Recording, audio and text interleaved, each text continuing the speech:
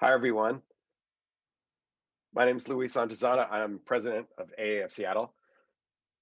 I am happy to welcome you to the 2020 edition of ADDY Winners, How They Did It.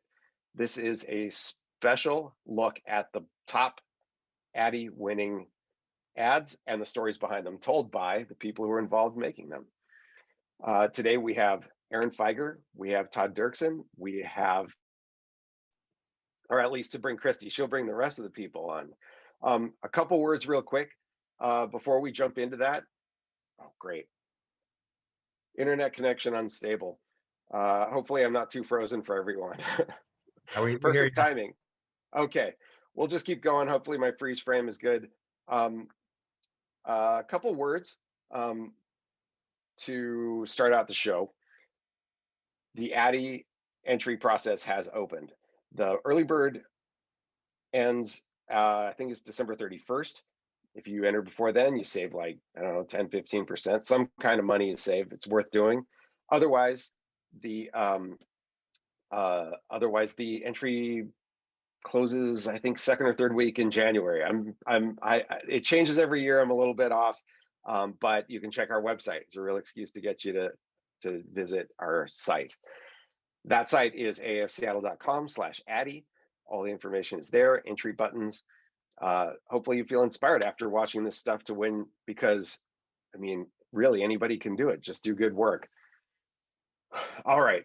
One more thing to say is that we are still looking for an event director and a government relations director. Both of these are really important. I just got an email today from the director of government relations for American Advertising Federation National Organization saying that Washington State has now proposed tax on advertising, which, anytime there's a tax on what we do, there's a lot of doom and gloom statements about how it's going to destroy everything. Maybe it will. But if we had a government relations chair, they could actually tell us all about that. And they would also be the one to coordinate with the agencies and the local industry people so that we could put together a singular statement to present to our own lawmakers to help make sure that our voices are represented at the city, county, state, national level. So it's a really cool position. We're looking for that, and we're looking for event chairs. Even though we've managed to pull off events like what we're doing today, it's better when we have somebody to take care of that.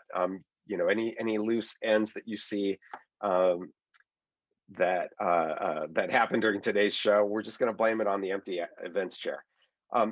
Bear with us. We have 4 different presenters, or a moderator and 3 other presenters showing AV videos, all kinds of stuff. If something freezes, goes weird, hang in there. We're figuring it out, or we will figure it out. To answer a question from the chat, you know what? My stupid little dock is popping in the way out of that button. I can't see the chat. But I think it said something about are the links in the are on the website for the director positions, and yes, they are. afseattle.com. Go there and you look under whatever menu thing.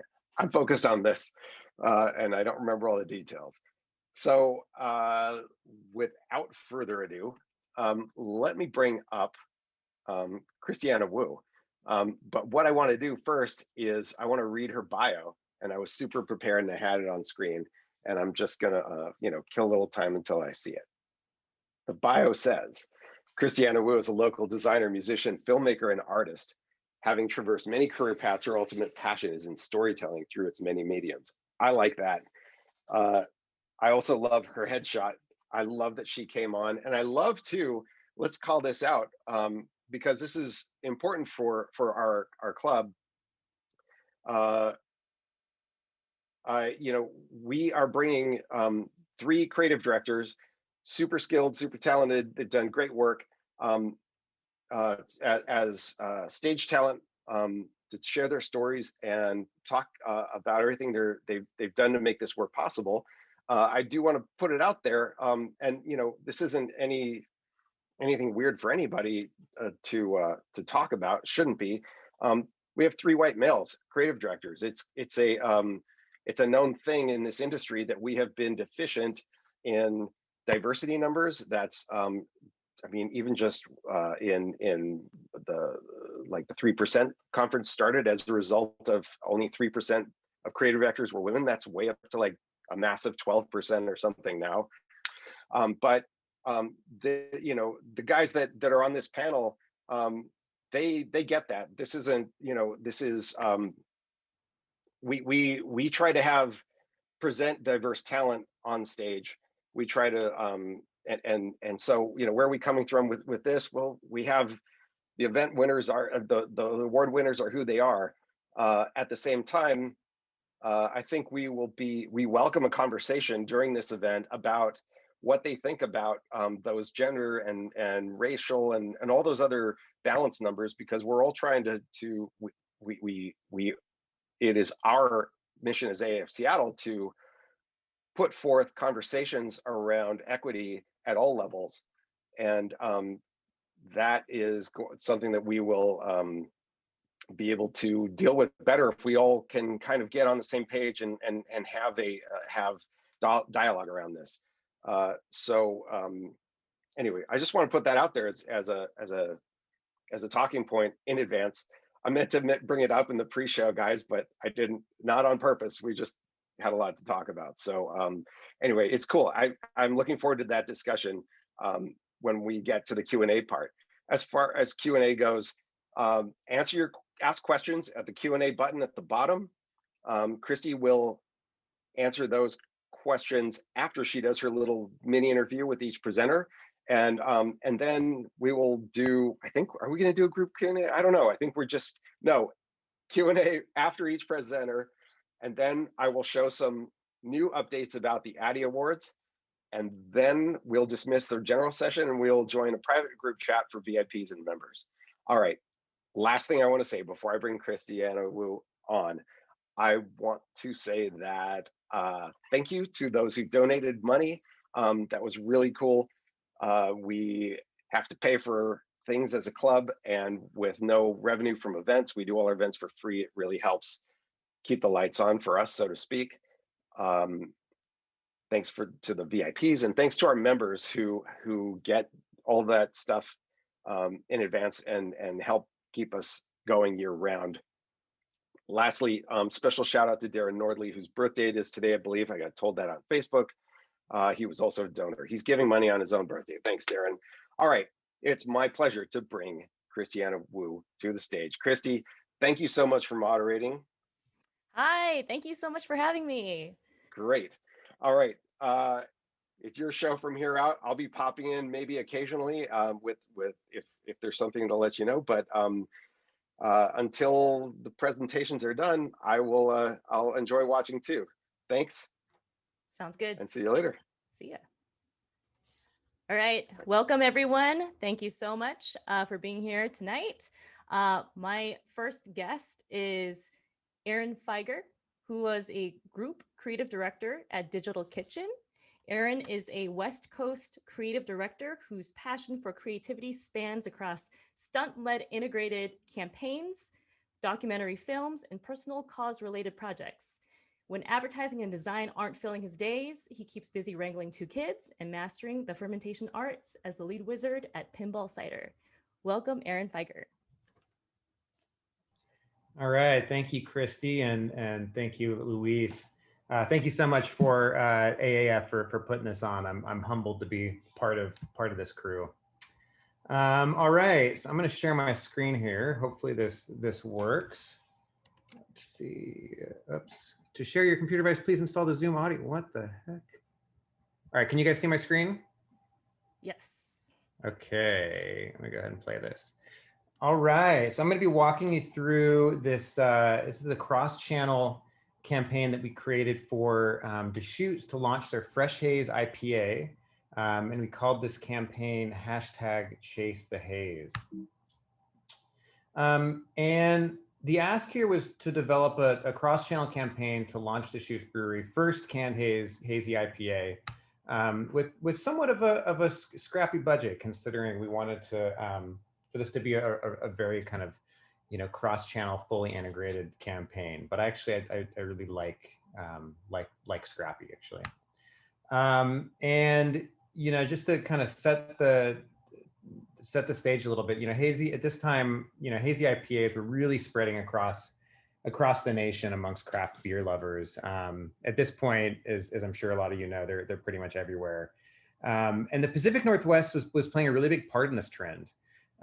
So to give Deschutes, I think that the credit that they rightfully deserve, we wanted to create a campaign that told that story of fresh haze IPA spreading across the nation in the form of this hazy, juicy downpour. So we created a character that we called Scott Firkin. And for the beer nerds out there, you'll know Firkin is the name of a small cask. And we used this character to report on a hazy weather pattern that was sweeping the nation. And I think what we really liked about creating a campaign about this hazy weather pattern is that it was easy to come up with execution and content to tease this campaign in the form of this like impending storm that was coming, while also giving us the opportunity to create this live event, this live stunt when the weather made landfall. So let's walk you through some of the assets that we created. These are some assets we used to launch the campaign.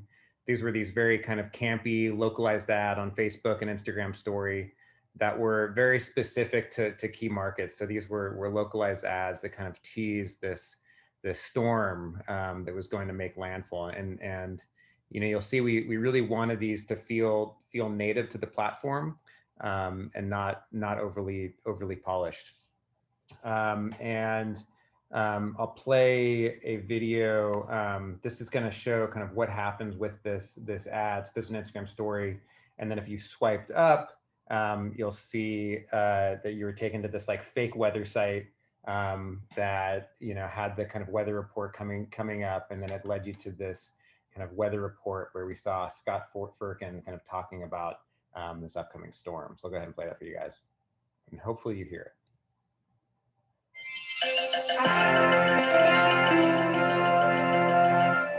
Watch out, Portland. We have got a major hazy weather system coming into the entire metro area starting this Friday at 5 p.m. It is literally going to be raining beer. Ha ha! Let's take a look at the barometer. Let's get a good look at this.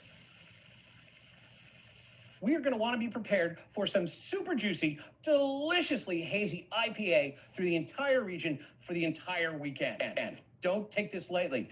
Get out those pint glasses, get out those growlers, and hey, clean out those gutters. It is going to be a downpour all weekend. Stay tuned for live, on-the-scene coverage of this brewing storm as it develops.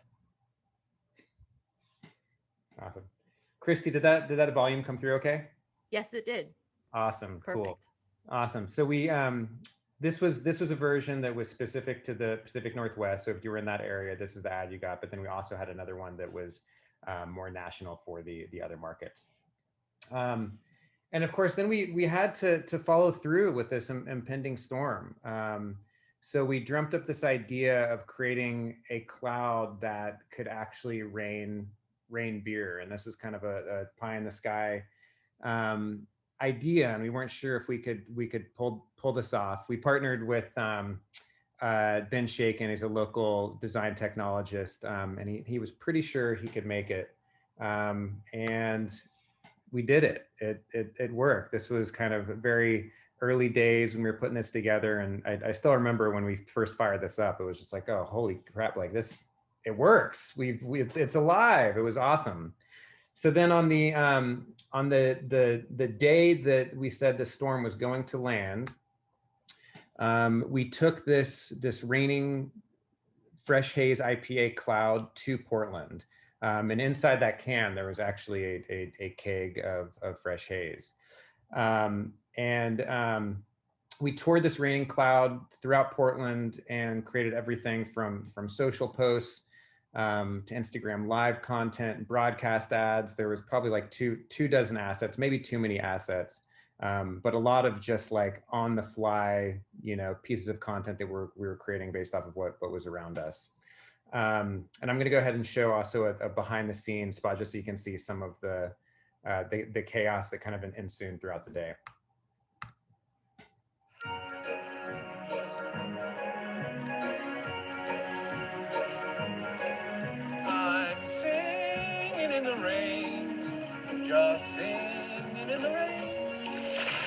Oh, God damn it. This is Scott Firkin reporting from Waterfront Park. It appears to be raining a hate. Ah, fuck it.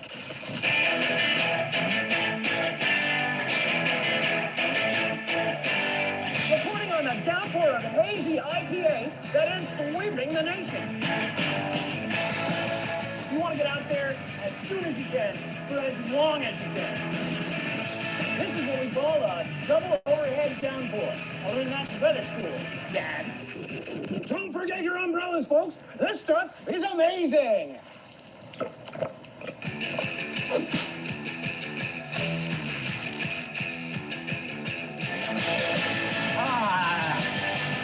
Let's go again. This is Scott Firkin. Everybody's Firkin for the weekend. Awesome. And then this is just an edit of some of the selection of some of our Instagram story posts that we're going live. I'm going to pause on this one. This is pretty cool.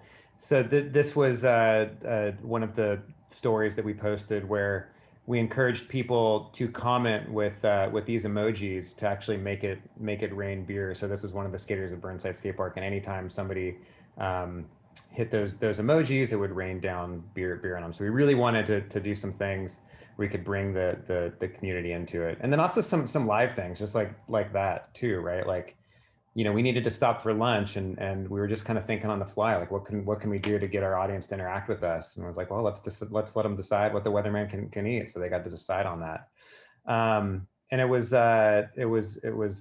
you know, I think a really amazing on the fly production that none of us had ever done. You know, and we were really kind of figuring it out along the way. I think, you know, we had throughout the shoot, we had a red camera going, you know, just to record kind of a lot of content for some of our broadcast for our YouTube spots. But then we also had a tripod set up with, like, you know, 2 phones. One of them was broadcasting to Facebook Live. The other one was broadcasting to Instagram Live. There was a mic that was connected to a speaker that was like literally taped or rubber banded to our phones to get the audio in. So it was super scrappy, but a ton of fun. The next spot, so this is one of the kind of more polished pieces of content that we created for YouTube. So I'll go ahead and play this one.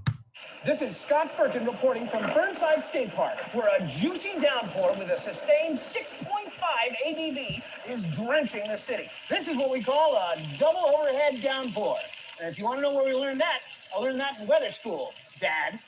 Deschutes Fresh Haze IPA, now pouring. So that location was a little bit of a challenge. So that was Burnside Skate Park. The crew that hangs out at Burnside Skate Park, we quickly learned, and we kind of knew this going in, they really don't take too kindly to commercial productions that are kind of impinging on their space. So we ended up basically bribing them with beer. Luckily we were, you know, there on behalf of Deschutes, so they let us hang out and film. So thank you to Burnside Skate Park. And then at the very end of the day, at the end of this live event, the storm kind of landed at the Deschutes Portland pub. And so we brought our raining fresh haze cloud into the pub. People could stand under it, fill up their beers. Be a little harder to do that nowadays. And the servers, I think, hated us, but it was super fun just to get the crowd involved. Get them in there, get some free fresh haze IPA. Then we also did something kind of cool once this storm kind of landed at the pub. So that this cloud up there, we also created, and the way this works is anytime that fresh haze tap was pulled, that cloud would erupt. Which I think was just kind of a cool thing for the patrons to see, and got them interested, like what's going on there, and hopefully made them want to order some more fresh haze IPA. It's kind of a cool way to finally bring that storm into its final destination. I think that was there for a few weeks. Here are some of the fan reactions that we got. There was a lot of fun interaction here. just had beer over the weekend. It's freaking awesome. You guys are the best post with a person, either a raise or a 6-pack.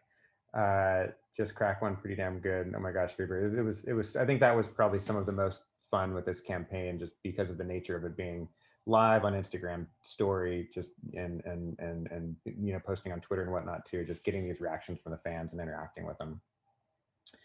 And then in this final slide, this is just because is a nice kind of blueprint of the various phases of the campaign, which I think also just does a good job of just showing the legs that this campaign had, and really showing how this stunt, we were able to leverage it for just a broad range of assets, not only leading up to it, but creating assets live on that day, and then also creating assets that we kind of saved and held on to, that we used to continue to sustain the campaign for weeks after it.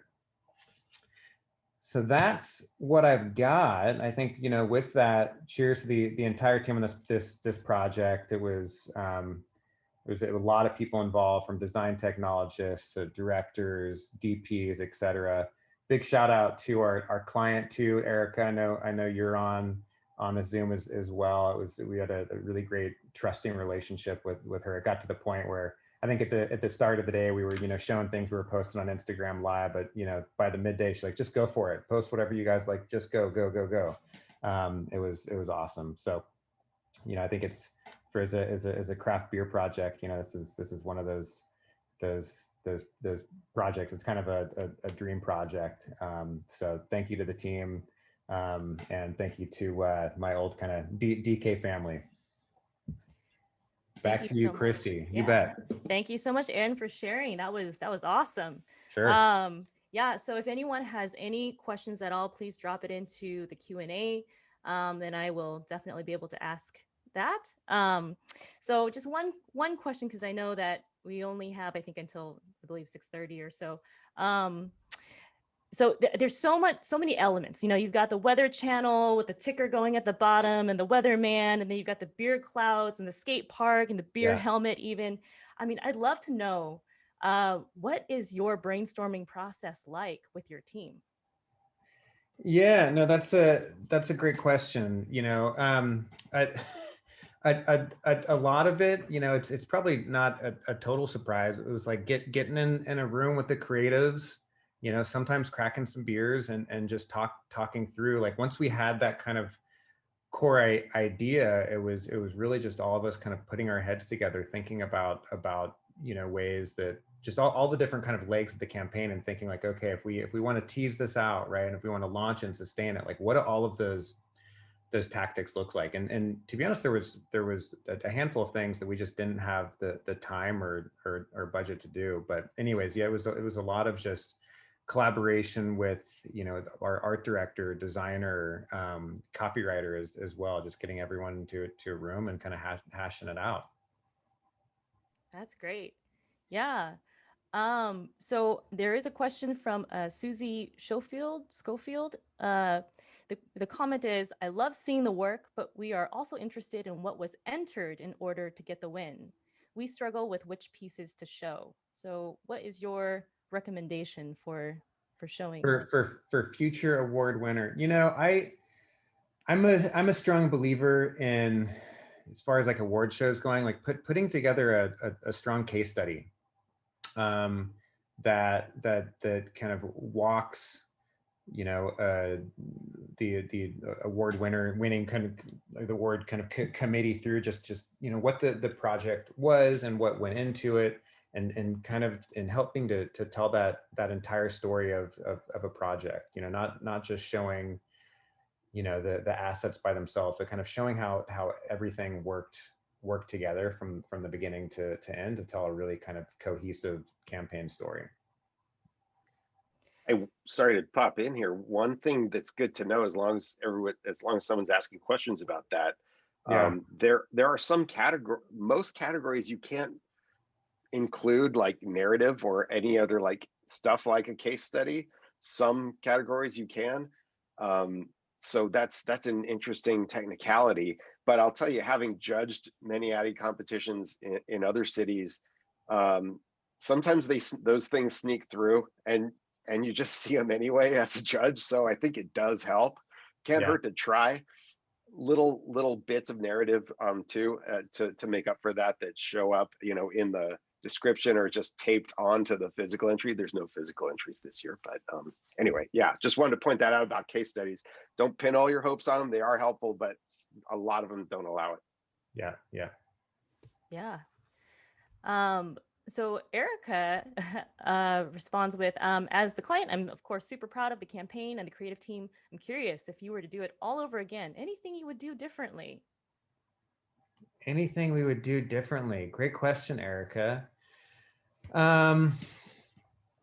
You know, I remember when we were originally concepting this, we also wanted to create a kind of side story of these like storm chasers, and some of you may have seen, like, you know, some of these like storm chasing TV shows on Discovery Channel, where you've got like a, you know, small group of people on there in this like outfitted van chasing the storm, and that was kind of a storyline that I think we had been excited to create content around, but we just kind of, you know, time and budget just weren't on our side there. But I think, yeah, having some other characters to help kind of thicken out this story would have been fun. But I think even without them, I think I'm still proud of it. But yeah, thank you again, Erica, for everything. I've got Cindy asking, what was the time frame from assignment of the project to completion? Erica may be able to answer that better. You know, that's I'm gonna kind of guess. I think maybe it was like maybe a couple months from start to completion. I remember we got brought in because they were actually, Deschutes was working with another agency. These are always fun stories. That was briefed in that they weren't super excited with the ideas they were bringing to the table, and Digital Kitchen at the time was working more with them just on social content, right? More like kind of evergreen calendar content. And they gave us a shot, like, hey, you know, we aren't super stoked on this other agency and what they're doing. Like, what would you guys do to launch this? And there's not a lot of time. Like, we need new ideas yesterday. So we ended up, you know, I think, you know, probably within a week presented some ideas, and they went with it. So we had to get going like really, really quickly, because I think they were a little bit behind. And we had to get scrappy. I think, you know, it probably took between, you know, winning the job and then going out to Portland with our engineered raining cloud. That was probably a month and a half. And then we also, you know, still took some time to create more content that we used to sustain the campaign. So it's super fast for all the content that we created. Yeah. Lindsay Kempo says, yeah, it was like a month and a half, not even. Month and a half. Yeah. Hey, Lindsay. Yeah, she was our account director on the project. Month and a, yeah, it's amazing. It's for how much we created. It was a blur, to say the least. Wow. So I have another set of questions here. This might be the last set for you, but it's like a three-fer. Reefer. Yeah. How much time in advance did you tease the event out, or is that more of a Erica question? Yeah. Yeah. Let's just bring in Erica. Yeah. No, I think, you know, a lot of the teasing was just around like reporting the weather, that the weather was on the horizon, right? And I think we wanted to kind of stay true to you know, the time you have to kind of report on weather, right? Like typically, like, you know, even if you look at your weather app, you can maybe see like a week out, right? So we started reporting about a week out on the weather that was coming. So as you know, as soon as that first weather report went out, you know, the clock was ticking, and 7 days from that's when we were headed to Portland, where that weather kind of finally landed. Was the team, or were you or the team nervous leading up to the live event? Yeah, I mean, I think we were nervous, like, man, can we really make this cloud that can rain beer? Like, I think we can. We've got our design technologist who thinks we can. So that was a little nerve-wracking. But then also I think, you know, anytime you're doing like a live event or a stunt like that, like you don't know really what's gonna happen. You don't know how it's going to be received. You know, you don't know if like the skaters at the skate park you're going to are going to kick you out. And you kind of just need to be prepared for that and just be prepared to roll with the punches. And I think at the end of the day, we got lucky. That's awesome. It's fantastic. Thank you so much for sharing, Aaron. Absolutely. Yeah. Thanks for the stage. Of course. Next guest is Todd Derksen, a group creative director at Wunderman, Thompson, Seattle. Todd loves solving problems, doing great work with great people for amazing clients who are willing to do what needs to be done to succeed. He feels lucky to have worked with some of the greatest minds and brands over his 20 years in this industry. Welcome, Todd. Hey, thank you. Can everyone hear me? I can hear you. Oh, great. Cool. All right. Thank you for having me. And I'm gonna share a little bit of a presentation here about some work that we did that won for Washington's lottery. So I'll bring that up. See if we can get this to work right away. All right, can everyone see that? I can see it. All right, perfect. All right, so many years ago, I guess now, we started this brand campaign for Washington's lottery called the Department of Imagination. And it was, you know, previous to this, the client did lots of like product advertising. It was all really funny, but they really wanted to go after a new market, kind of a younger market. And they wanted to find a way to get them to just kind of like the lottery. So we came to them with the idea of creating a brand platform that actually didn't do anything more than entertain folks. And then sort of plant the seed, I guess, over the years of getting people to imagine what they might do if they won the lottery. And then since then, we've just been kind of every year, we just come up with new and different ways to express that and bring it to life and keep it fresh. A couple of years ago now, wow, it seems like forever, I guess, with this last year, but we came up with this campaign platform that we presented to them called Let's Imagine Together. And it was sort of a new approach for us. It's sort of UGC, except instead of user-generated content, it was really user-generated inspiration or ideas. You know, so we were really looking for, you know, how do we, like, we wanted to find a way to allow players to win before they even bought a ticket. And we wanted to include them in the conversation. So we came up with this idea of like, you imagine it and we'll bring it to life. You know, there's lots of like statewide restrictions with the lottery, so you can't really give anything away. So we really created a bit of a challenge, you know, as we wanted to kind of get into social and be relevant. So for us, you know, the idea of like utilizing our production, you know, we were doing lots of like production for them, making TV commercials and videos online and social content. And we thought, what if we actually use that as a platform to bring our players' dreams to life? And so we asked, you know, that simple question of what they'd do if they won, with kind of the loose promise that, you know, if we liked what they said, that we might just bring it to life. And lo and behold, we got a ton of ideas. And of course, you know, the minute you kind of promised that you might bring something to life, we really got lots of crazy ideas that people had, which was a lot of fun. You know, and it was one of these things for us that was like, oh, this is great. You know, we're getting lots of great ideas, you know, and then, you know, it was going to be a different process though than normal, right? Where we would come up with the ideas. Then we would write scripts and present them to the client. In this case, you know, we had to go through the exercise of grabbing ideas from different consumers, sort of loosely concepting around that and coming up with how we might bring it to life, presenting that to the client, getting the client okay, to then move forward. Then we had to reach out to each individual player who had submitted these ideas, because it was very important for the client that we actually had the person who submitted the idea on board.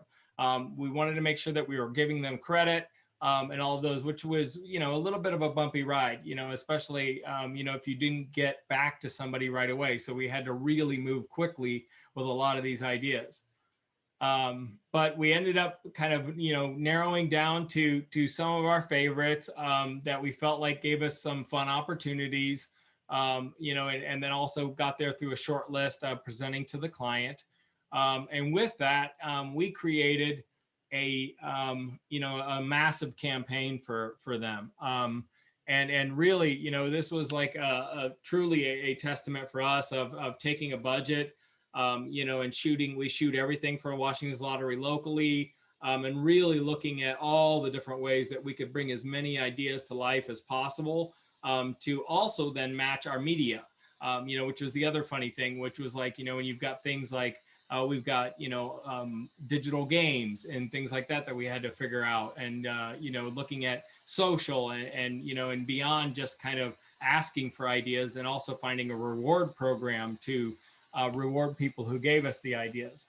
But, you know, it was a lot of work, but it was also a lot of fun. So with that, the first thing we created is what I would call the most disgusting production that I've ever done. This is a woman named Courtney, and she had this dream of, her dream was literally, if I won, I would fill up a pool full of ranch dressing and jump in, and really just because. So it was actually fun to kind of concept around this and kind of develop a bit of a formula for our broadcast, you know, where we could find a way to kind of reveal this piece and to kind of take you along. And so with this, you know, I'll play it here, but you'll kind of see, you know, we have this kind of this backstory of you know, Courtney, who, you know, was an avid swimmer, you know, and you see her kind of preparing for this swim, and then right around the time when she dives in, we get the reveal. And then of course we couldn't end on anything other than you know, chicken wings and celery sticks there for that.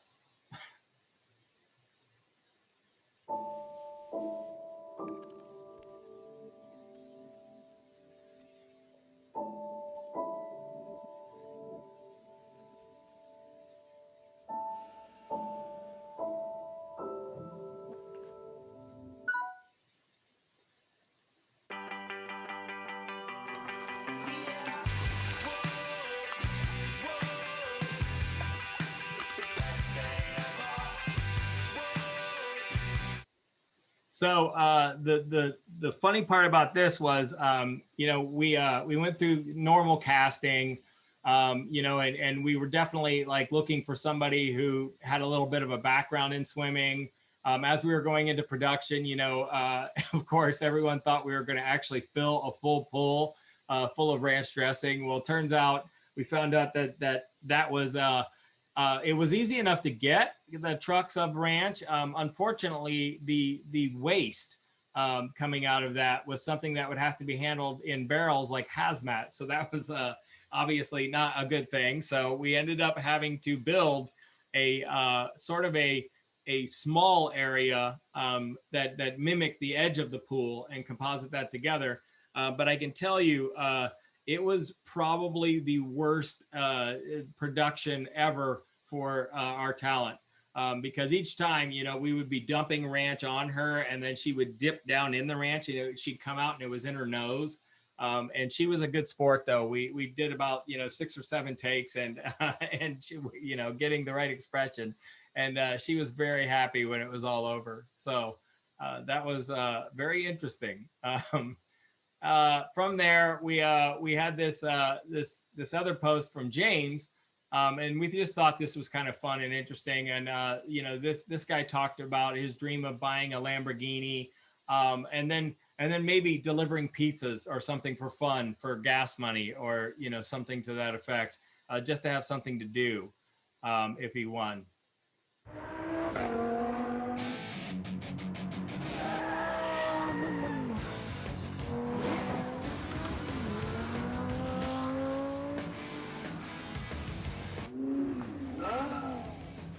You're the pizza guy?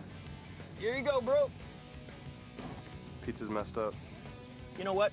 You're right. I'll go get you a fresh one.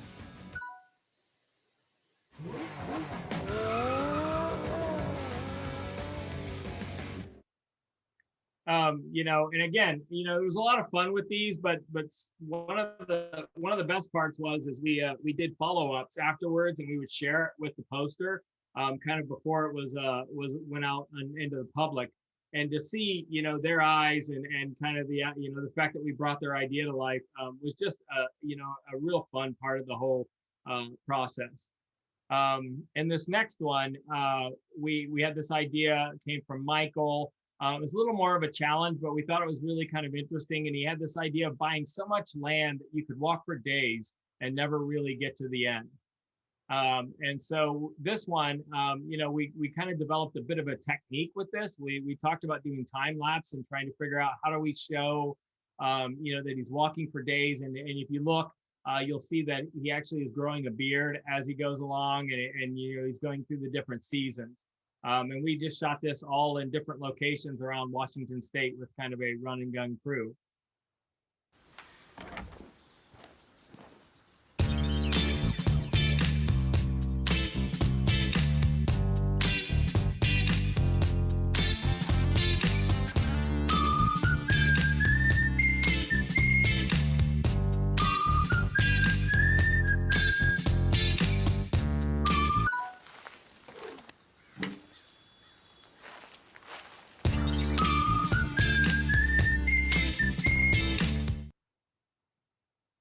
This next piece we did for this campaign came in after we had initially launched some of the original ideas, and this came from a guy named Lynn. And Lynn had this idea of self-funding a horror movie about Sasquatch hunting down snowboarders. And I remember when we saw this and we were thinking, oh, this is kind of cool. Could we actually make a movie? And then obviously, we realized that, with the budget we were working with, that there was no way that was going to happen. But we did think, well, what if we created everything that led up to the movie? So really everything that led up to Lynn winning the lottery, so that Lynn would kind of be all ready to go. And we did these out of home boards. We created a website for it, and it was all about this idea of shredded. And I remember we showed this poster to Lynn, and Lynn got all choked up. And then after we created this trailer for it, and it actually aired at SIF, and Lynn was there in the audience along with some of the team members. And so he actually got to see this on the big screen. And then he actually got a little bit of a panic where he was like, I hope no one steals my idea and brings it to life before I win, which was kind of a fun little anecdotal story. I love this place. This is gonna be the weekend of a lifetime. Hey, you guys see Tony? Probably just Tony being Tony. I'll catch up. Ah!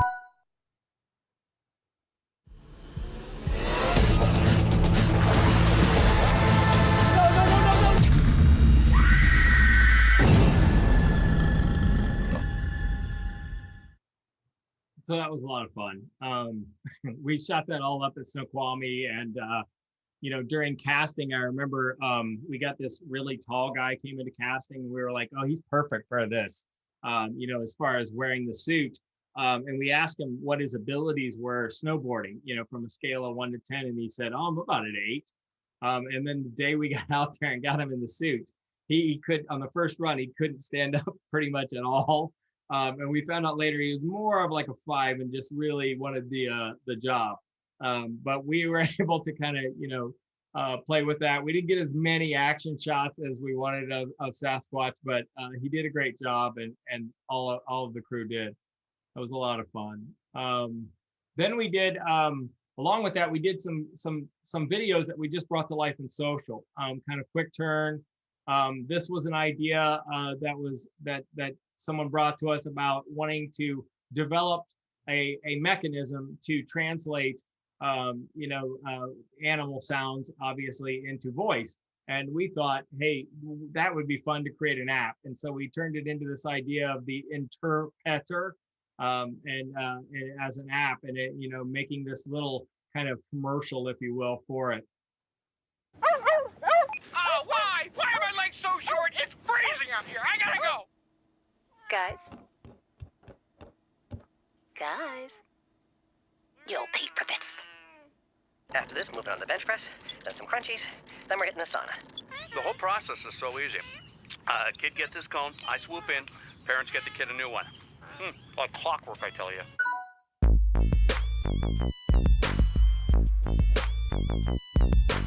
So like I said, you know, a lot of fun, a lot of great ideas as we went in. Another idea that we got, you know, as this kind of progressed, was an idea that somebody posted. They talked about, you know, I'd make a pet hotel.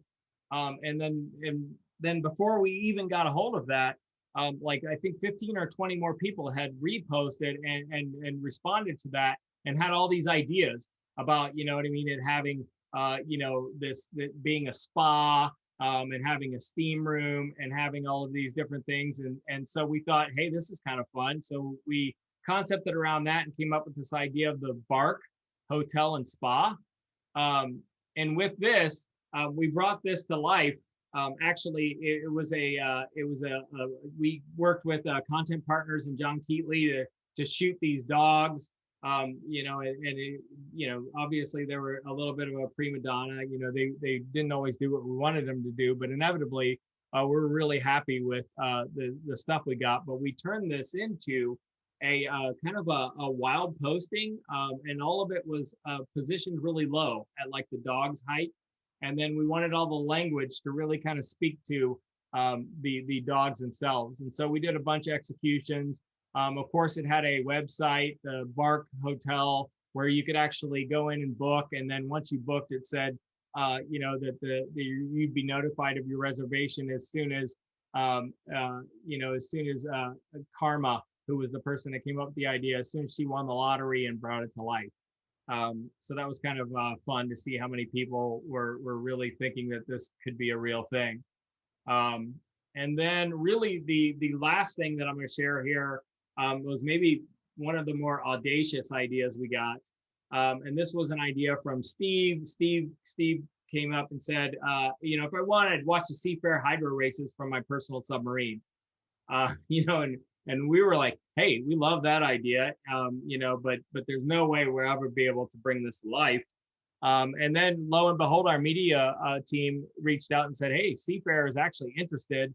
You know, they'd love to, you know, talk about it and see what they could do. You know, first we started, you know, kind of looking at decommissioned subs and things like this, thinking really kind of big. We found out that was not going to be possible.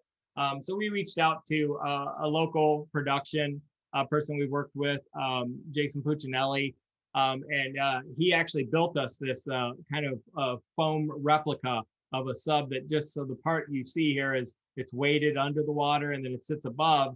And we thought, you know, that's really cool, but, you know, how are we going to activate people? And how, you know, more than just people posting about it or seeing it out at Seafair and thinking it's kind of weird. And so Seafair was like, well, what if we did Facebook Live, you know, coming off of that? And so they were interested in that and they let us do it. So we're actually able to bring Steve's idea to life, and then exclusively for lottery, you know, friends of the lottery on social, give them the opportunity to see the hydro races from the Periscope cam that we put on there. So it was a Facebook 360 live event that we posted there. So that was lots of fun. And that is what I have, you know, and I'd like to say thanks. It was all made possible to the amazing Washington Lottery clients, our players, and the super talented team that I work with at Wunderman Thompson. So that's it. Thank you. Thank you so much, Todd, for sharing all of those concepts. Very, very, very cool. If anybody has any questions, please feel free to share. So you don't have to answer this, but you've probably been asked this. If you were to win the lottery, what would you do? Oh, let's see. I've thought about this many a time, to be honest. Yeah, it was funny when we won the account. I kept thinking, oh, you know, I'll never be able to play, you know, because of conflict of interest or whatever. And we talked to the clients, and they were like, no, you can play. there is no connection between, the agency or even the lottery and the numbers that are drawn. It's all done by a computer. So I've often, at times thought about it and played, and so far, obviously I haven't won, but I don't know. I might still work just for fun.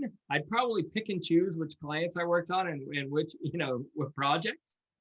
But I'd probably relocate, and try to work remote, from someplace nice, and then just sit back and relax. I've thought about buying a catamaran, something to maybe sail around in and have a, just kind of, relax after I paid off everyone's bills, obviously. It's the dream. Let's see here. So Darren Nordley asks, did anyone eat the ranch when you were done shooting? LOL. No. The talent definitely, ingested plenty of it. But I can tell you after seeing it, it was so, it's such a weird thing. You don't really realize how you feel about ranch until you see somebody kind of, submersed in it. And oddly, we only used, I think it was like probably 20 gallons of it. They were able to pull it from Costco and they poured it on top of her right before we would hit, action, and she would pop up. So really we didn't have to use a ton of it. But again, it was all in her face and her, eyes when she pulled away the thing, and it was goopy and gross, really gross. And the smell was not great. So at least one person ate a bunch of ranch. Yeah, she certainly did. She was like, I like ranch, she said afterwards, I remember. And she was like, but I doubt I'll be having it for a while. Wow. I can imagine for sure. So another question was from Maggie Bowler. Was this multiple production periods over a year? What kind of timeline was this produced in? Yeah, it was all, I think it was, let's see, we started producing in, I want to say we started producing in, it was like a November to May time period. The client's fiscal budget goes from June to June. And we had presented this campaign, I think, in August, September, and then we got rolling around October, November, I think, for the initial spots. So that was for the ranch and the Lamborghini. And then, let's see, then we did, we did The Walking Man, and then we did the Bark stuff. And then later in that year, we did, as it started, it was actually right around May, as the snow was melting. I think we actually got the Sasquatch thing shot was like literally weeks before all of the snow was gone, up on Snoqualmie.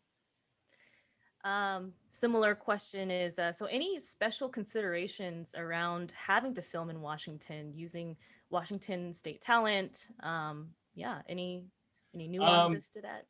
No, I mean, I would just say that everyone should definitely do it and give it a try.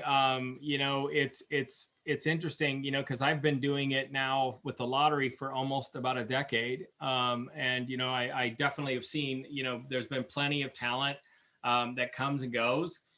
We've seen a lot of talent, that I've worked with 10 years ago are now in LA and kind of moved on. But there seems to be a fresh new group that comes in. There's lots of folks in Portland. Obviously pre-COVID, Vancouver was, a hotbed of talent, and all of the local production companies here are outstanding. The way that, we get a lot bigger productions than I've ever had in LA. Obviously I try to put the majority, if I can, I try to put the majority of my production in summer. You know what I mean? So we get the longer days instead of winter, where we get the shorter days, unless you're shooting indoors. But, we've done all kinds of shooting here, and, with all kinds of VFX. And even there are times where we've used LA directors for a certain project, but we've had them come here and then utilize local production. And the production companies are just outstanding. So a question that I had was, were there any concepts that you were really interested in, but like because of budgeting or, any other kind of, extreme conditions or whatnot, it was hard to do, like that you decided to scrap and not do? Let's see. Let me think. Gosh. Oh, there was one idea that we wrote, we sold in, we're really excited to do it. And it was this idea where someone said, if I won, I'd buy a decommissioned ferry and turn it into a go-kart track. And lo and behold, we actually found a decommissioned ferry, that was out on, I think it was, where was it, on Vashon somewhere. And it was just sitting there. And we had talked to them about, coming out, and we actually brought a couple of go-karts out there, and we were essentially gonna we tested it and we ran them around to see how fast they could go around the thing. We got proof of concept for that. And then we were basically working towards, getting kind of a production crew lined up and getting all that. And they called us and said, oh, we're sorry, but somebody actually has bought that, and now it's in this limbo of legal, agreements. And there was something that, we were like, there's no way we could really do it if it wasn't on a ferry. You couldn't fake that with a barge or something. You really wanted a ferry. We didn't want to go in and composite it. We wanted to do it practical. And so that was one of those ones that I really regret. I was bummed out. It could have been really fun. That's amazing. Last set of questions. So how do you measure ad success? Which ones were the most successful and why? Obviously with the broadcast, we can't necessarily measure too much with that. But we do know that in social, the ranch spot was incredibly polarizing and got not only the most shares, but the most conversation going around it and most engagement. The bark stuff, the dog stuff, again, is one of those things, like it's kind of a no-brainer, but people love their pets. And that was one of those things that people were so excited about and sharing and talking about, seeing things on the street. And in some ways it backfired because some people were bummed because they actually thought it was going to be real and were very excited about taking their pets there. And I was like, you're always like, well, that's really weird that, you thought this was going to be a thing. But the Sasquatch thing had a lot of buzz, obviously, because, it's Sasquatch and it's the Northwest, and, it was just a lot of fun. So that was, pretty successful. But inevitably, I think the whole campaign itself was incredibly successful for us because we got a lot of people to talk and engage. You know what I mean? And lottery is something that typically people don't openly talk a lot about. You know what I mean? It's more of a private thing that people do. And so for us, that was definitely moving, the ball forward on, getting people to want to openly chat and share their imaginations and share their dreams and all of these things in a social forum. So in that sense, it definitely helped us. It helped grow our social community. So that was, very successful for us. Very fantastic. Thank you so much, Todd Derksen, today for sharing your work. Yeah. Thank you. We really appreciate it. All right. Thank you. Yeah. Thank you.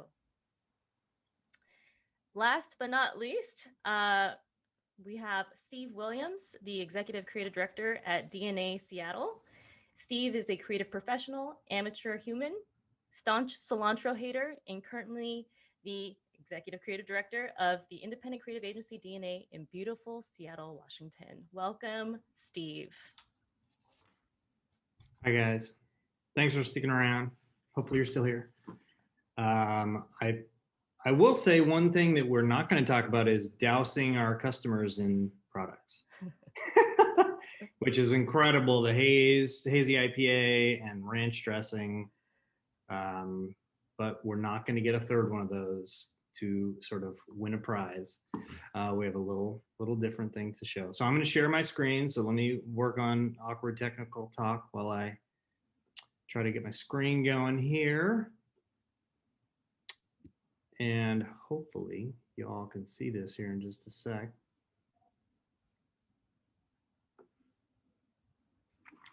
Can you guys? There it is. See the screen? Yes. Great. So we're going to talk a little about a project we did for Rainier Beer. And by the way, side note, kudos to the Seattle ADDYs, because frankly, in one session we were talking about 2 beers and state-sponsored gambling. So I say we're one of the coolest ad clubs around. So everybody pat yourself on the back. It's pretty great. Okay, so we're going to talk about a project we did for Rainier Beer. It's called the Summit Nest Cam. It was a product launch actually for a light beer that they were launching called Rainier Summit. I put in here the product launch that looked and felt like giving birth, which will make a whole lot more sense as we get into it. So hopefully this technology will work, and I'm going to click through a deck here. But first, a little Rainier Beer 101. So many of you, I'm sure, grew up in this market, but plenty of you also are brand new to the Northwest and Seattle. So Rainier Beer is sort of this very beloved, strange brand that has just this wonderful history, and frankly, it's like a joy and an honor to work on this brand. So Rainier Beer has had this incredible history of kind of insane, weird ads over the years and decades, where the beers were not just beers, they were these wonderful wild Rainiers. They were these majestic creatures, much like elk roaming the wilderness of the Northwest. And we had Mickey Rooney somehow in the upper right there, you see. Apparently he was in their ads back in the day, but trying to capture them. And so they were these wild creatures, and there was always this mythic quality to the beers and the brand. And they did these incredible, it's one of those, I don't know how they pitched these ideas back in the day. Like, I would love to have been a fly on the wall when they pitched a crazy idea that they were going to have gigantic beers with legs running across meadows. But thankfully, the wonderful people at Rainier Beer bought those ideas, and they built this really wonderful brand over the years, which then built a huge following. And so their fan base was great. And not only were they super loyal, but they were just as creative and irreverent and frankly weirdos as the brand itself and their ads, and which is so great. So people will dress up in their packaging and tattoo wild Rainiers on their bodies and make birthday cakes out of their sort of replicas of their cans. So it's a brand that people love. It's a brand that speaks to kind of that north left, kind of a little bit off center. And, for those of you who are new here, we're trying to maintain our weird here in the Northwest. We're getting more big and slick and techie, but there's still a weirdo element, and we're trying to desperately to preserve that. And Rainier has a huge role in that. So great fans, great brand with a great history of great advertising, and frankly, great clients that expect disruptive, weird, interesting marketing. So dream assignment, obviously. So our job was to kind of refresh the brand after a long hibernation. They hadn't done a ton in the market. And so our job was to come in and kind of refresh the brand and tell the story for the next chapter of the Wild Rainiers. And so what we did was create a kind of a new brand platform called Rewild the Rainiers. And it was all about restoring these majestic Rainiers back to their natural habitat. Much like all of us, we've gotten a little soft. We're sitting in cubicles too long. We're looking at our stupid phones a little too much. And we need to we need to deal with this nature deficit disorder. And most of all, these beautiful wild Rainiers need to be out in the wild where they belong, in the hiking trails and the rivers and lakes and on the mountains of the beautiful Northwest. So this Rewild the Rainiers campaign was kind of something we created at the start of all this. Here's a little taste of kind of sort of the overall brand campaign, then we'll talk about what we did with Rainier Summit.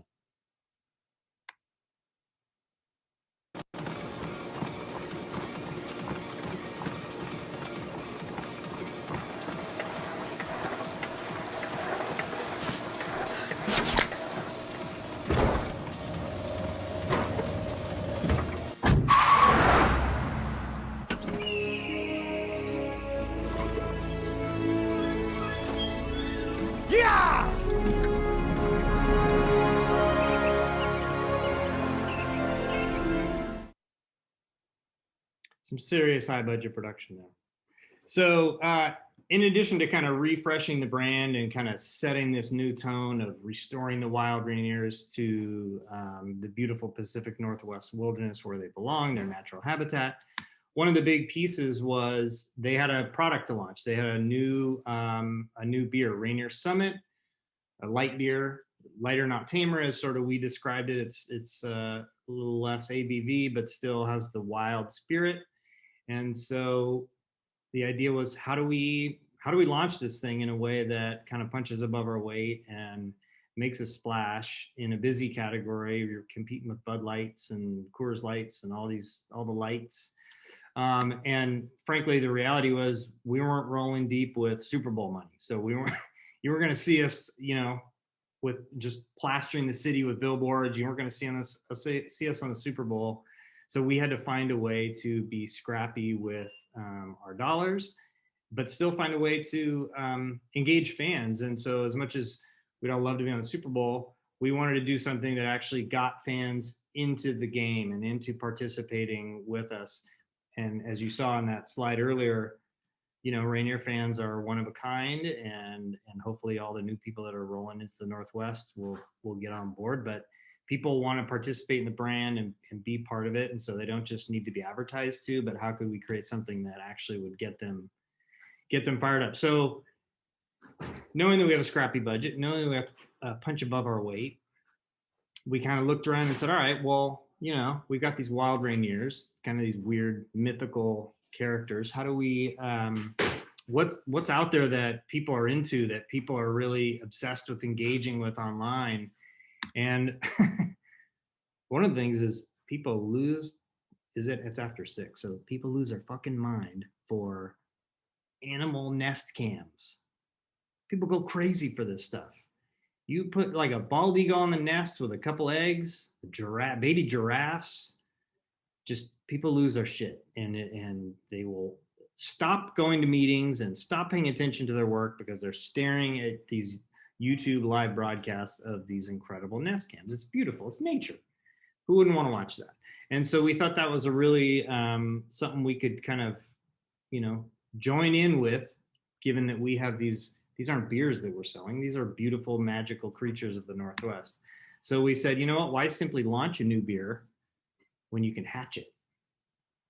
And so that led to this idea that we it was sort of a nest cam, Nest Watch 19. And we were going to launch this beer not by writing a press release or doing a billboard that said it's here, but we were going to actually create a 5-day 24/7 live stream event. I should have capitalized that. Centered around a nest full of Rainier eggs, tended by a doting man-sized eagle, leading up to the birth of Rainier's newest beer, the lighter, not tamer, Rainier Summit. Now, the creative department gets to come up with these weird ass ideas, and sounds great. It's like, cool, we're gonna do a weird nest with a gigantic eagle, and we're gonna have these Rainier eggs, and at the end of it we'll launch it. Great. What could go wrong? Should be easy. Thankfully we have things like reality checks, which is all of my wonderful people at DNA who are immensely talented and came in and brought us back to earth a little bit and said, all right, kooky ass idea. How are we going to make it? How are we going to build it? Who's going to build it? How are we going to make it look cool? How are we going to build the technology that actually gets it out to Facebook, who gets it out to Instagram? How are we going to build a set that makes sense? So there was all these pieces that frankly go over my pay grade, and the ability to kind of connect this experience became a huge piece of it. And so it went from kooky creative idea to actually really integrated, thorough, quite complicated idea, before you knew it. So we had to make sure that this thing, it's a live stream. So we need to be on all the platforms. We need to make sure that we have multiple cameras going that are streaming to multiple platforms. Quite quite similar to what Aaron was talking about with his Deschutes piece. We had to make sure that the eggs look good. We weren't trying to fool you that we were in some magical real nest in the, you know, in the middle of Seattle. I think the original idea was we were going to build this on the top of the old Rainier Brewery building, which, you know, in a different time with a different budget, maybe we would have done that. But this was scrappy. This was bootstrapping. We actually made this entire thing at DNA inside our building. All very much maker mentality. Like we had all hands on this thing, and it was actually made the idea cooler, way more rewarding. There's some of the floats and jet some of the thing. We definitely had lots of beer, which was good, always good. And you know, this is where, again, for me as a creative person, we can all come up with crazy ideas, but now we're talking about a 5-day live stream. We have to fill 5 days of content. I don't know what 5 times 24 is, but it's quite a lot. And so the content schedule, the casting, the scripting, some of it's improvised, some of it's scripted ahead of time. The media strategy to tie it all in. Who are we talking to, and how are we making sure that people are going to come and watch us? So the actual planning and thoroughness is pretty impressive, and it was a huge challenge. Thankfully, we were surrounded by an insanely talented group at the agency who, you know, you guys vaguely remember, if you remember back to February 2020, where 8 people could gather around a whiteboard and you could tackle this stuff together. It's a little harder to do that these days, but this is the kind of project that required the hive mentality, people being together and working this problem and figuring out how are we gonna create a stage and create content that's going to span this entire 5 days. Because again, that's a lot of stuff to fill, a lot of entertainment to fill. But we did it, and we built this amazing set. We had these wonderful, beautiful Rainier eggs perched atop the edge of Seattle. Something's coming from Rainier, and we're hoping that fans are going to get pretty excited. But sort of the big question is, if you build it, will they come? Again, we can come up with the kookiest, weirdest creative ideas and make a crazy live event, but if nobody shows up, you're kind of hosed, right? And so a huge part of this was, how do we go out and actually engage our fans over the course of those 5 days to make sure that they're coming into the nest, they're checking out, they're seeing what's going on, they're surprised at what's happening, and also maybe even participating and fueling what's happening. So yes, you can, they will come if you promote the heck out of it. So what we did in the days leading up to the 5-day live stream, we actually had teaser videos that started out, there was literally a nest and no eggs. And that's all it was, 10 seconds of that. And maybe a little bit of breezy sound effects. And then the next day there was 1 egg. And then the next day there was 2 eggs. And then on the third day, we had this all 3 eggs are there. We have this very mysterious, it's quite cryptic, a little video that we played just to kind of tease out the energy.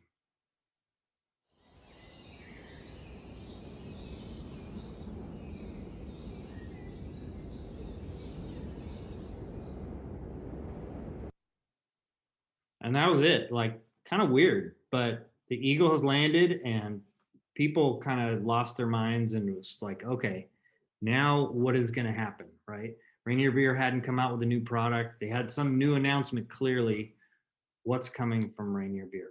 So once the live stream started and the eagle was on the nest and the 5-day countdown was starting, what we wanted to do is actually go out regularly to ask fans what they wanted to see. We have this beautiful nest. These babies need to be tended to. What's the best way to sort of nurture them towards their hatching so that they have this wonderful life here on planet Earth? So we were going out with different types of polls. So every day we were doing social polls. you know, here's an example here on Instagram stories. Which old reindeer character should we bring back? They had this incredible reindeer Viking that was, I believe, like an oil painting from the 70s or something that used to hang up in bars. Again, if you're a sort of an OG reindeer fan, you'd recognize it. They also had a really, they had done an ad way back in the day where it was based on a real story where a bear had broken into, I think it was a campground, broke into the people's beer and drank all the reindeer beer and ate all the donuts, and the bear passed out and hilarity ensued. And so they made advertising based on that. And so we said, you know, which old reindeer characters should we bring back? Well, the fans wanted the Viking. So the next day, the Viking showed up at the nest, ready to sort of blow the yaller horn, raise a toast to the new eggs that are growing in the nest, and that was fan fueled. Another example was we said, hey, you know, nothing better than reading to the babies, right? So should we read existential Russian lit or should we read a nursery rhyme? Well, the fans spoke and they wanted existential Russian lit. So the very next day, there's the eagle rocking the reading glasses, reading some existential Russian literature. So everything was very much fueled by the fans, co-written by the fans, which was, you know, made it all the more engaging. And then every day, as we had new happenings at the nest, we'd roll this video in social to just, it basically is a tune-in message. Come on, in addition to getting tune-in notifications on Instagram, we ran this to kind of say, come on and check it out because stuff's happening.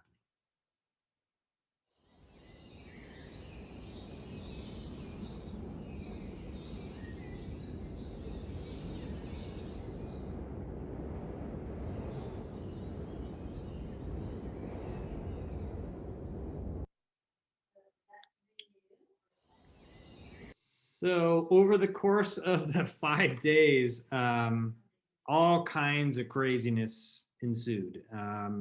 The upper left there was sort of like the bear from the old, that was the homage to the old Rainier ad with the bear that broke into the beer and ate all the donuts. The upper right, we had the eagle and an orca whale doing some morning calisthenics because you got to stay in shape. We had the Seattle fishmongers from Pike Place Market.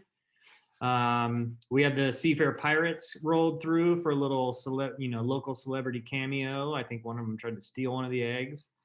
We had a Sasquatch playing Jenga because why not? And so again, 24/7, we had this thing so that anytime fans were coming in to see what was up, we had craziness and excitement and intrigue to build as we got to the launch of Rainier Summit.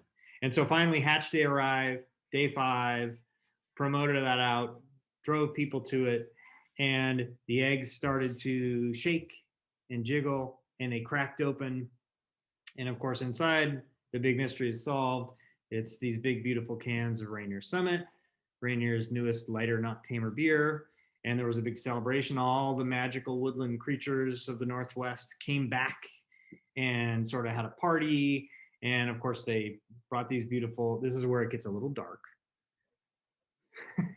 but they brought the beautiful things out of the eggs, clinked them, and then quickly guzzled them because ultimately they're these wonderful, delicious light beers that are made to be eaten, made to be drank. And so we had this wonderful celebration, and that's where it kind of all culminated on day 5, Hatch Day, for the newest, lightest, not tame Rainier Summit. And I wasn't going to show this, but based on kind of Aaron's piece with the shoots, and there were some questions from the crowd about what pieces to enter or what pieces to, how do you show your ideas? You know, gone are the days of just having individual pieces to enter into a show. And so the more you have a channel agnostic integrated idea, sorry, my dog just walked up, case study videos can be key.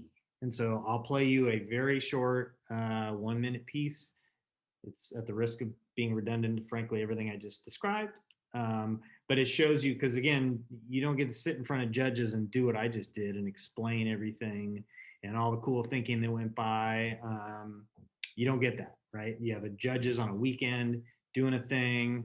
And so the ability to tell the story in a sort of 1 minute, 2 minute, 90-second piece, super important. So I'm going to play that for you right now.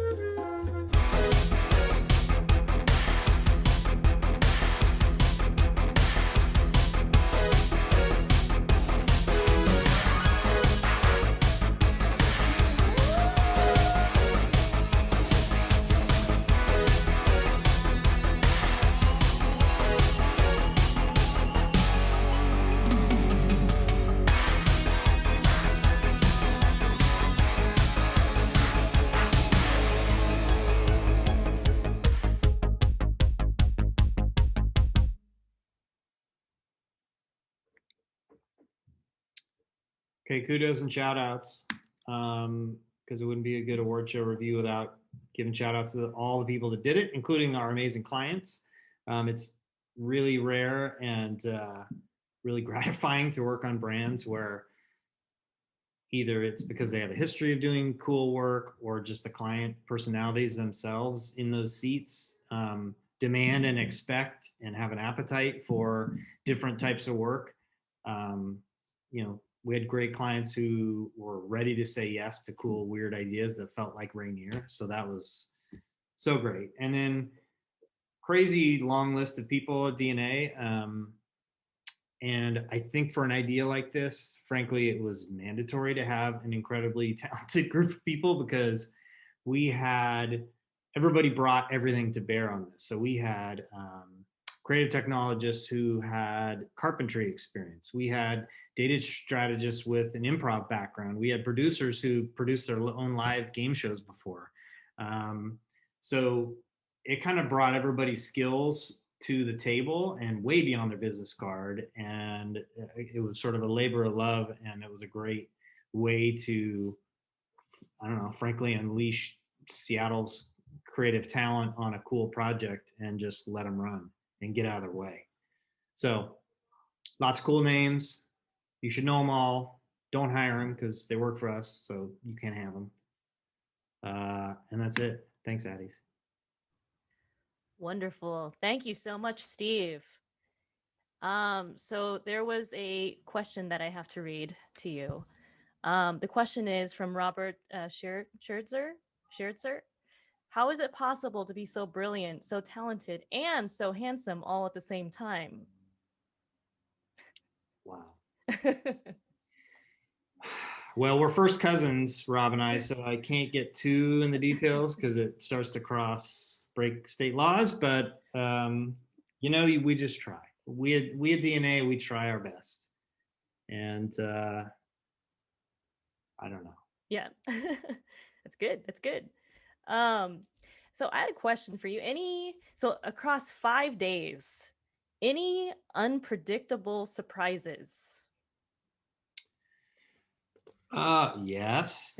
I mean, I think we had other cameos planned. We had grand visions for, we're going to have Eddie Vedder show up. And, you know, you get all kinds of, you have to dream, right? So you have to like swing for the fences, and we had leads on things and thought we were going to get some people to roll up and check out the nest, and some of those didn't work out. And so you just have to improvise. And I mean, frankly, it was 5 days of improvisation. A lot of the people you saw on camera were not actors. This was not some SAG. I've worked on plenty of brands and clients where, you know, no matter what you can dream up, they can write a check for it. And so if you want to license a piece of music or get that famous actor or whatever, they'll pay for it.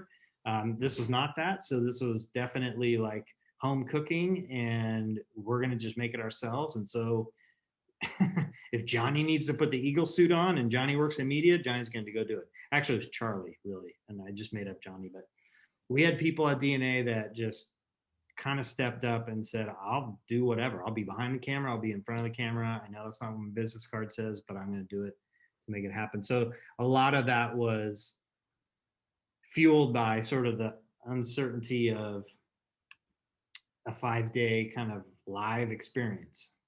Yeah. Yeah. Another question. What is from Darren?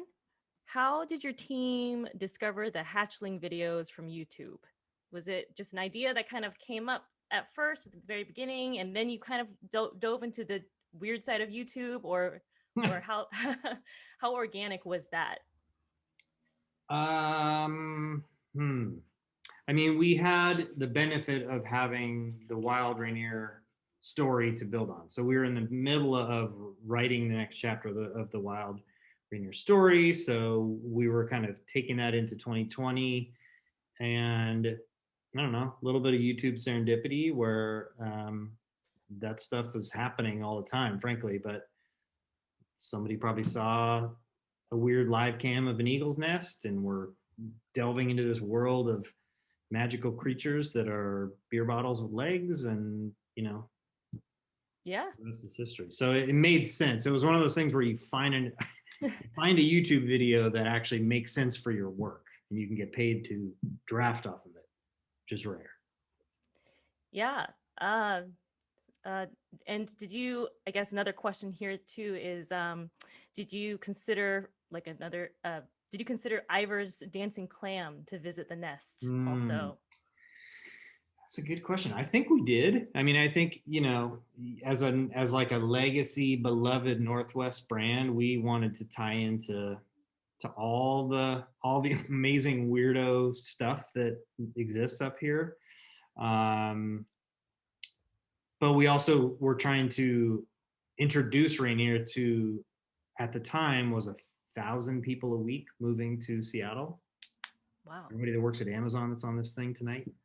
It's like everybody came from somewhere else. And so we were trying to, part of the bigger challenge with this entire brand campaign was, how do you sort of shout out to the original Rainier, people who grew up with the brand? How do you, wink to them and homage to where the brand's been, but do it in a way that also welcomes kind of all the new people that have moved to the Northwest over the last 10 years, myself being one of them, 15 years ago, but all the new people who maybe didn't grow up with Rainier, how do you do it in a way that sort of is universal enough?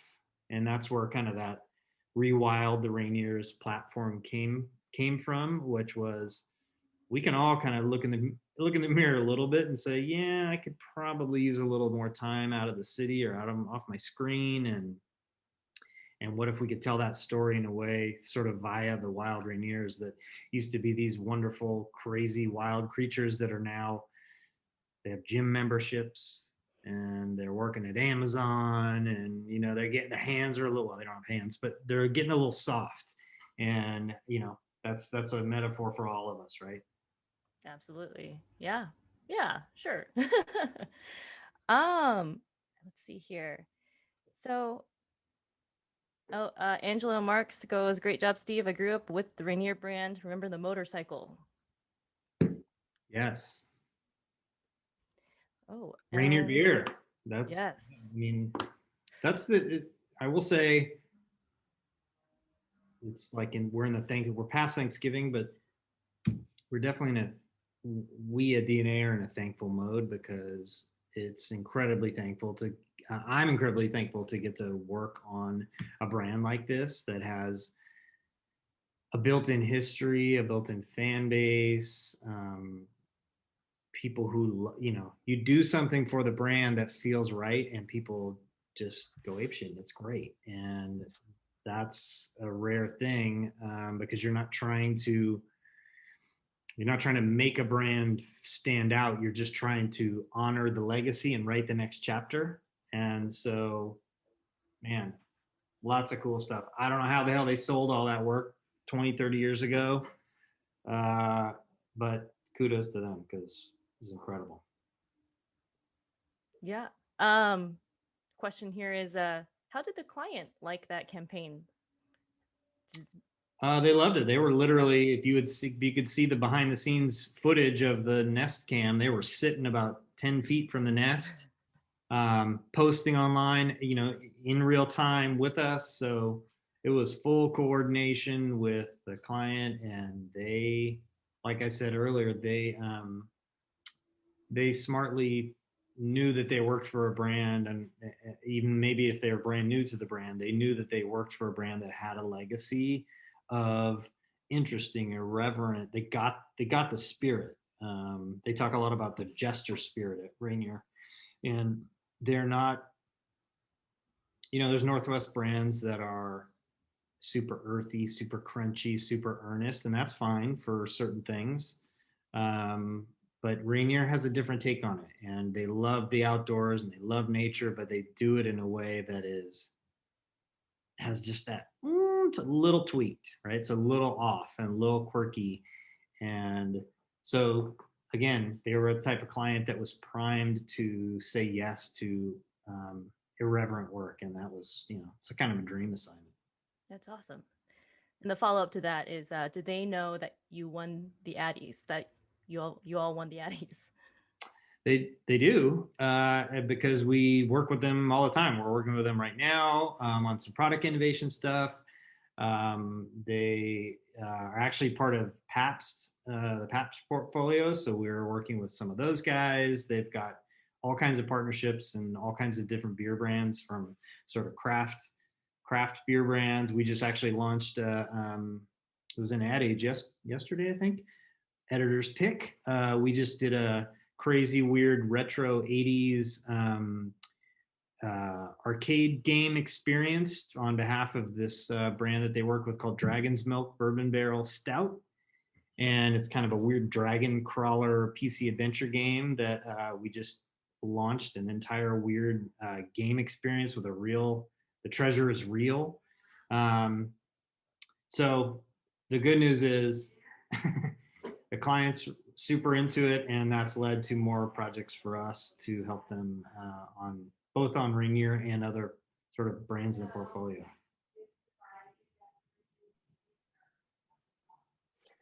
Cool. Hey, Christy popped off. I don't know what's going on there, but we're ready to end this anyway. I think you did such a good job with that client, with that campaign. It's for someone who's not native Seattle, you really get it. And I thought for sure you were like classic Seattle humor, because you have that same kind of like quirk that's a little off, that's kind of trademarked to the town. So you nailed it. Really great job. Well, it's my rainy personality. Right on. Okay. Well, thank you, Steve. And well earned Addies. I appreciate it. The next thing we're going to do, before we adjourn, is I'm going to play a couple of videos. I think they're about 2.5 minutes long each, from Kira. She recently got married, not too recently. She got married. I always mess up her name. Kyra Wemple is her new name. Okay. I got that. Kira Wemple. She made a couple of videos because she can't be here tonight. She is our vice president also, but she's a former Addy chair. And our current Addy chairs both could not make it. How's that for showing up? They did a great job on getting all the talent together for tonight's thing, though, so that they did their work. Here's Christy. Hi. So what I'm going to do is I'm going to play the 2 videos from Kira that explain first some information about new categories, some information about judging, and then the second video is going to be about Mosaic Awards, which there's a couple angles to that, and we'll see how long ago she recorded these. I know it's in the past 24 hours, but even less than then, there's even new news from Mosaic Awards. So I'm going to run these 2 videos.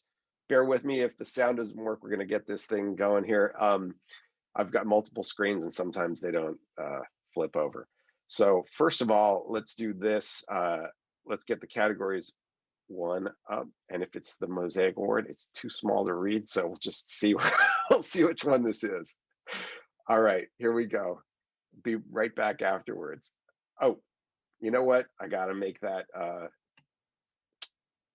gonna stop that. I gotta optimize for sound. Sorry, guys. Trying to be cool here. There we go. Let's play that.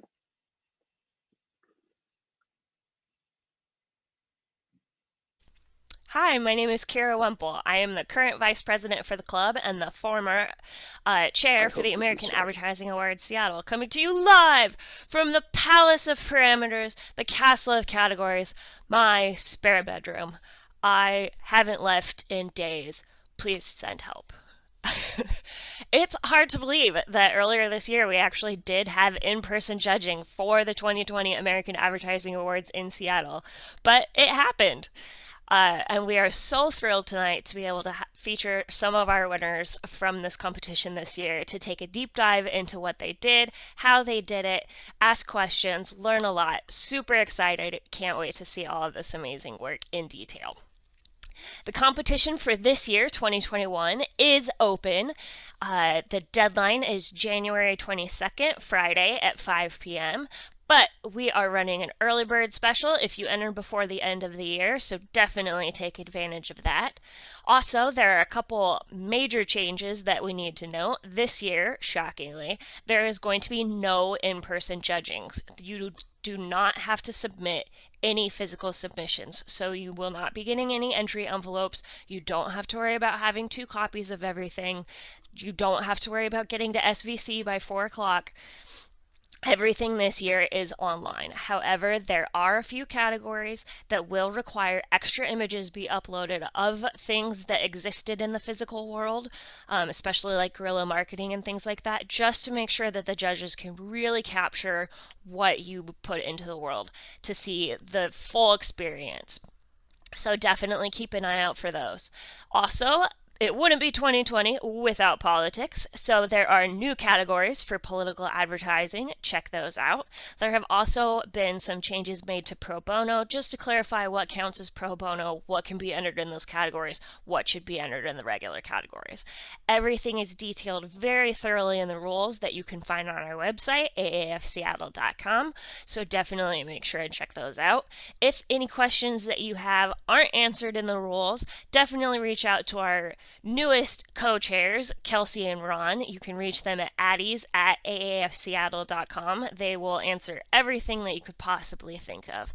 Super excited to see all of the submissions that come in for this year. It's been a crazy year, so I'm sure creatively everyone has just been thinking super outside the box, off the charts. Can't wait to see it, and I'm can't wait to log in and see all of this work that's coming through from earlier this year. I can't wait to take a deep dive into it.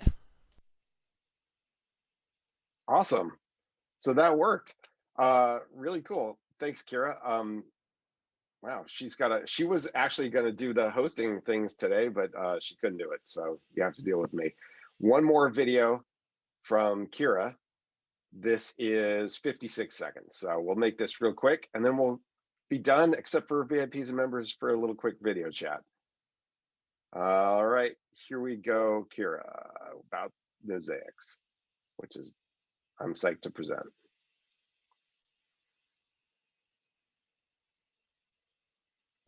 We also wanted to highlight a special award that we prompt the judges every year, but also wanted to make sure is in the forefront of everyone's mind this year because it's so important, is the Mosaic ADDY Award.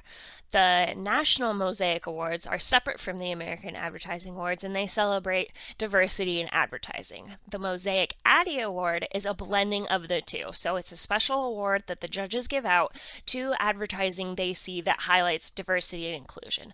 National winners have included Girls Who Code, Microsoft inclusion. If you guys saw the ad where they build the little boy, the hand, and Iron Man comes in, super cool.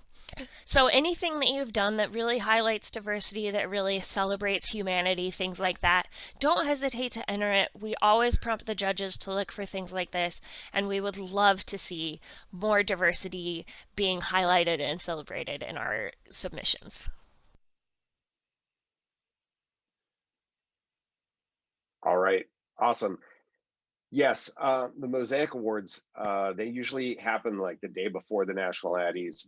Sorry, at the national level. We have this now at the local level, which is fantastic. At a national level, they happen the day before the National Addies. And now they are getting their own date and everything because they're so popular. Each year, the entries for this special part of the competition are moving, they're special, they're fantastic. They really show off some amazing talent in ways that you don't see in the other ads, because I think it's putting, you know, people and souls first, and it's a really cool creative exercise, and the work is great. So it's also nice to see the Addies encourage that kind of work and award it, and we're happy to bring it to the American Advertising Awards Seattle for this season. All right, I want to thank everybody who came. I want to thank our presenters. I want to thank our moderator. And this was a great show. We went really long, but we're going to do just another really quick little something here after you guys all go with our group video chat for members and VIPs. So you guys stick around. Everybody else, you got to go.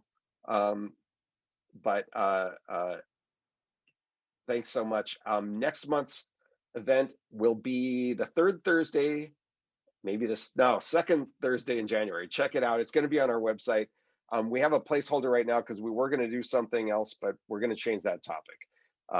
And in February, after the Super Bowl, first Thursday after the Super Bowl, we are doing our annual Super Bowl ad review. So stick around for that. Get tickets for that. And then in March, of course, we're going to do a Addies show. 99% sure we're going to be virtual this year. So lots coming up. Stay tuned. Thanks a lot.